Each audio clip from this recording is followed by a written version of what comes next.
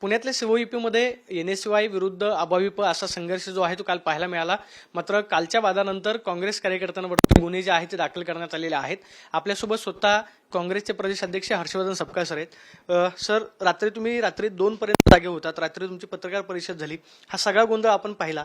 या सगळ्या गोंधळाला जबाबदार कोण आहे? काँग्रेस कार्यकर्त्यांवरती 50 ते 60 जणांवरती गुन्हे दाखल करण्यात आलेले आहेत.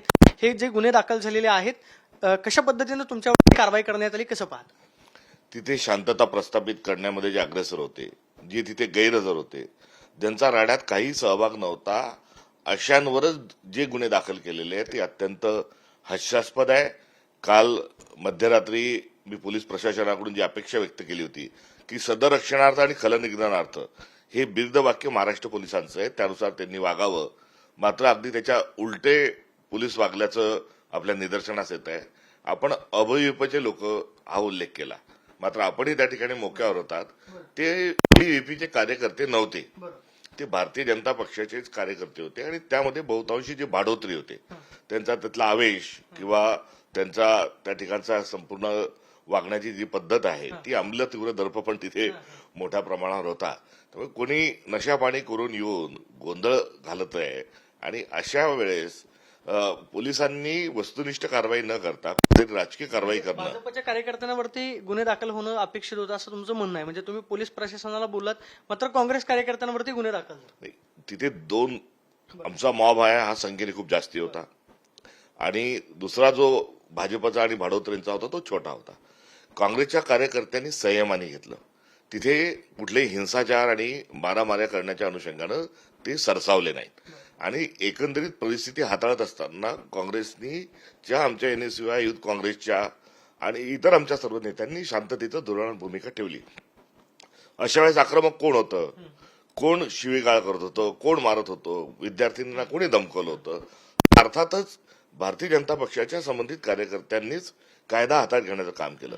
आम्ही त्या ठिकाणी शांतता प्रस्थापित करण्याचं काम करत होतो. त्यामुळे चोर सोडून संन्यासाला फाशी असं कालच्या कारवाईत कार्यकर्ते जे आहेत ते विद्यार्थिनींना धमकवत होते. त्या विद्यार्थिनीचा व्हिडिओ तुम्ही पाहिला असेल. ते असं म्हटले की एनएसयूआयच्या कार्यकर्त्यांनी माझ्यावरती दबाव आणून हा व्हिडिओ बनवायला लावला, जिथून खरी वादाची सुरुवात झाली. तुमचा आरोप आहे की भाजपच्याच कार्यकर्त्यांनी त्या मुलीवरती दबाव आणला आणि खोट्या पद्धतीचा व्हिडिओ त्या मुलीला बनवायला लावला. त्या विद्यार्थिनींनी पहिले तिने जो काही व्हिडिओ बनवला, जेव्हा मला आपल्याला सांगू द्यात की माध्यमांच्या पुढे तिथे पक्ष कुठेही नव्हता, ना आमची युथ काँग्रेस होती ना एनएसयूआय होती. माध्यमांचे प्रतिनिधी गेले, प्रतिनिधी स्पॉन्टेनियस दिलेली मुलाखत होती. आता ती विद्यार्थिनी आहे, तिला विनाकारण या प्रकरणामध्ये ओढणं हे मी त्याचं समर्थन करणार नाही. तिची भूमिका आहे. आम्ही काही आमच्या व्यासपीठावर येऊन तिने काही बोलली किंवा आमच्या कार्यकर्त्यांनी तिला बोलतं केलं असं नाही. ती स्वतःहून झाली. तिचा बिचारीचा जो घुमजाव असेल किंवा नसेल ती आपली भूमिका आहे. मात्र मूळ जो घटनाक्रम आहे त्या घटनाक्रमामध्ये जे चुकीचे वागले, ज्यांनी कायदा हातात घेतला, अशांवर कोणत्याही प्रकारची कारवाई नाही. जास्तीत जास्ती काय व्हायला होतं, दोन्ही गटांवर गुन्हे दाखल व्हायला पाहिजे. ते मात्र आता आज आमचा कार्यक्रम आहे फार ऐतिहासिक स्वरूपाचा होणार आहे, मोठा होणार आहे. आमचं लक्ष जे आहे, आमचं ध्येय जे आहे ते स्पष्ट स्वरूपातलं युवकांचे प्रश्न हे ऐरणीवर आणणं आणि त्याचं समाधान घडवणं हे आमचं लक्ष आहे. आजचा हा जो कार्यक्रम होतोय त्या कार्यक्रमाला विरोध किंवा कार्यक्रम यशस्वी होऊ नये म्हणून हे जाणून बुजून करण्यात आलं का?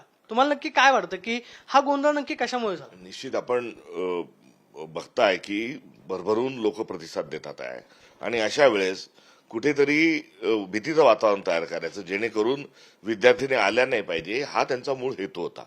आणि हा हेतू मला असं वाटतं की रात्री विद्यार्थिनींनीच तिथे मोठ्या संख्येने उपस्थिती राहून त्यांचा हा जो भ्रम होता तो त्यांनी दूर केलेला आहे. कारण रात्री 1:30-2 वाजेपर्यंत युवतींनी तिथे येणं, या सर्व गुंडेलशाहीचा त्यांनी प्रतिरोध करणं हे सकारात्मक एक पाऊल कुठेतरी एक समाजाकडून ते उचललं गेलंय. त्यामुळे त्यांचा हेतू निश्चित ह्या कार्यक्रमामधला बाधा आणणं, कार्यक्रमांमध्ये लोक येऊ नयेत, विद्यार्थी येऊ नयेत, पालकांनी पाठवू नयेत म्हणून भीतीचं वातावरण निर्माण करण्याच्या अनुषंगानं कालची जी आहे ती त्यांची मूळ होती. वास्तविक पाहता कुठेही असं काही करण्याची गरज नव्हती. नाही, मात्र व्हिडिओमध्ये तुम्ही पाहिलं की पोलिसांकडून सुद्धा लाठीचार्ज करण्यात आला, विशेषतः बुटानं मारहाण करण्यात आली. कार्यकर्ते एकमेकांच्या अंगावरती धावून जात होते, शिव्या देण्याचे प्रकार त्या ठिकाणी घडले. तुम्ही आरोप करताय की ते भाजपचे भाडोत्री कार्यकर्ते होते आणि दारू पिऊन आलेले होते. नाही, हे मी जे बोलतोय तो काही माझा आरोप नाही. तिथे वस्तुस्थिती जी आहे आणि तिथे दोन पक्षाशीच नव्हे तर इतरही अनेक मंडळी होती, पत्रकारही त्या ठिकाणी होते, इतर आमचे वरिष्ठ नेते होते, पोलीस प्रशासनाचाही अधिकारी होते. त्यामुळे हे सर्व जे आहे हे सगळं रेकॉर्डिंग आहे आणि त्यामध्ये काही आरोप आणि प्रत्यारोप मी तुतूचा काही तिथे नाही. आमचा प्रयत्न हा होता की कुठल्याही घटना जी चुकीची घटना घडू नये आणि दुसऱ्या गटाचा होता की काहीतरी मोठा वाद करावा, कुठेतरी दंगल सदृश्य परिस्थिती निर्माण करावी, कर्फ्यू लागावा, अशा प्रकारे वर्तवणूक ही कुठेतरी ही केल्या जात होती.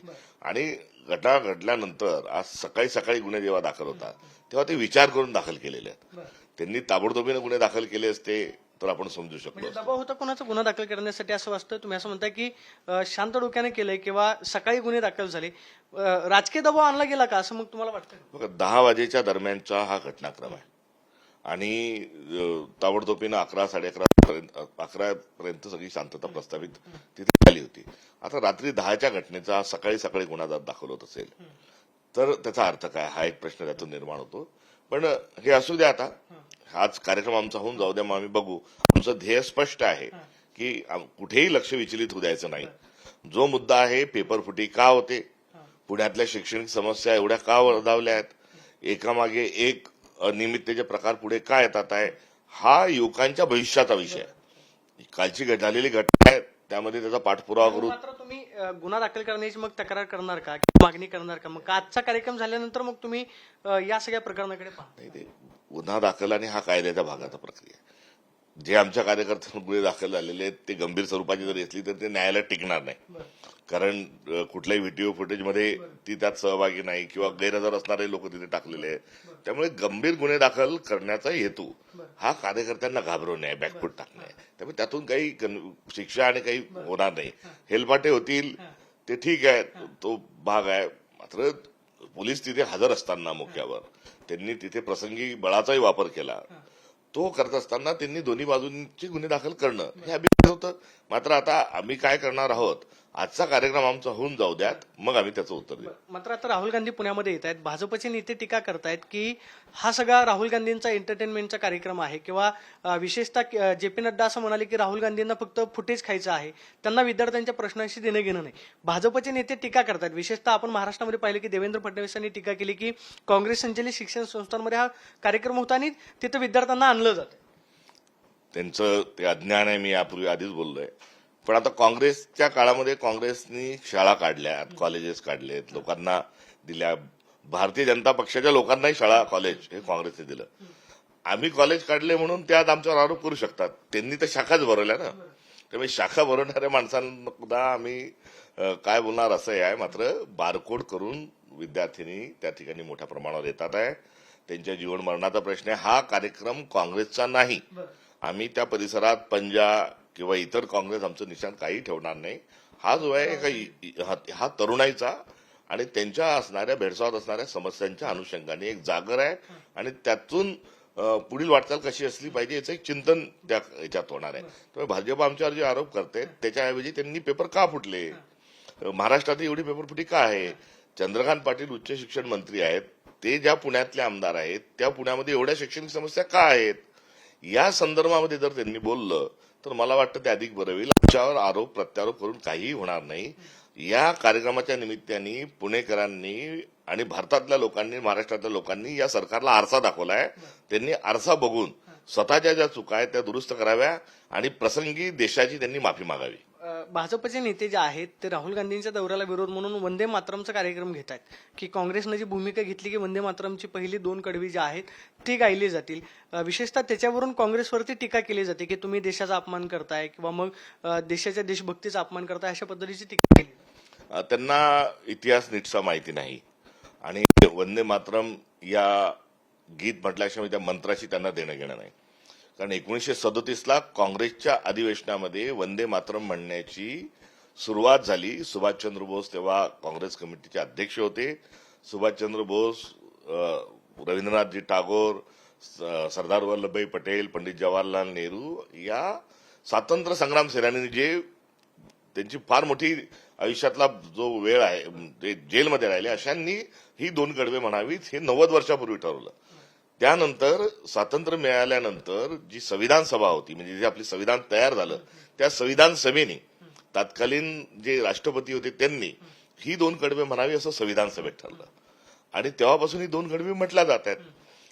आता हा ऐतिहासिक संदर्भ जो आहे हा यांना माहिती नाही, कारण यांनी कधी स्वातंत्र्य संग्रामात सहभागी नाही, यांनी कधी वंदे मातरम म्हटलं नाही, यांनी तिरंगा कधी खांद्यावर घेतला नाही.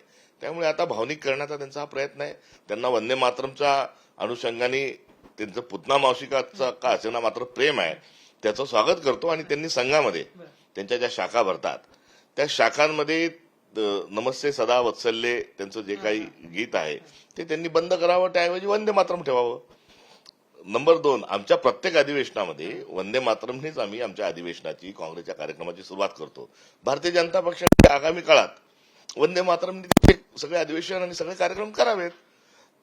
अशा पद्धतीने न करता कुठेतरी वंदे मातरमशी त्यांचा संबंध नाही अशा एका विचाराने किंबहुना वंदे मातरमला विरोध करणारी जी मंडळी होती त्यांनी आता वंदे मातरमचा शहाणपणा हा काँग्रेसला आणि देशातल्या नागरिकांना शिकवण्याची अजिबात आवश्यकता नाही. एक शेवटचा प्रश्न, आजचा राहुल गांधींचा कार्यक्रम कसा होईल? तुम्ही जवळपास 4 दिवसांपासून पुण्यामध्ये या सगळ्यांचं नियोजन करताय. तुम्ही सगळे नेते पुण्यामध्ये तळ ठोकून आहेत, तुमचे राहुल गांधी येत आहेत. आजचा कार्यक्रम कसा होईल आणि या कार्यक्रमामधून महाराष्ट्रातल्या शिक्षण परिस्थितीवरती, देशातल्या शिक्षण परिस्थितीवरती राहुल गांधी बोलल्यानंतर पुढच्या काही दिवसांमध्ये परिस्थिती बदलेल किंवा राहुल गांधींच्या विचारांना गांभीर्याने घ्यावं लागेल असं तुम्हाला वाटतं? घ्यावंच लागेल, कारण राहुल गांधी जे सांगतात आहे ती वस्तुस्थिती आहे. देशाचं वाटोळं ज्या विचारांनी झालं तो विचार एका बाजूला आहे, तर दुसरीकडे रॅशनल जो विचार आहे, विवेकवादी विचार आहे तो एका बाजूला आहे. आणि या कार्यक्रमातून महाराष्ट्राला आपण पुरोगामी म्हणतो, शिक्षणाचं माहेरघर आपल्या महाराष्ट्राला समजलं जातं आणि इथे अशा प्रकारचा आज एल्गार पुकारणं हे व्यवस्था परिवर्तनाच्या दृष्टिकोनातून टाकलेलं एक महत्वपूर्ण पाऊल आहे. आपण पाहतोय की आजचा राहुल गांधींचा कार्यक्रम, आमचा ध्येय आहे की आजचा कार्यक्रम यशस्वी करणं. मात्र कार्यक्रम झाल्यानंतर आमच्यावरती जे खोटे गुन्हे दाखल करण्यात आलेले आहेत त्याच्याकडे आम्ही पाहू. मात्र राहुल गांधींचा कार्यक्रम जो आहे तो यशस्वी होईल अशी प्रतिक्रिया प्रदेशाध्यक्ष हर्षवर्धन सपकाळांनी दिल्याचं पाहायला मिळते. कॅमेरापर्सन विकी चव्हाण, प्रदीप कापसे, TV9 मराठी, पुणे.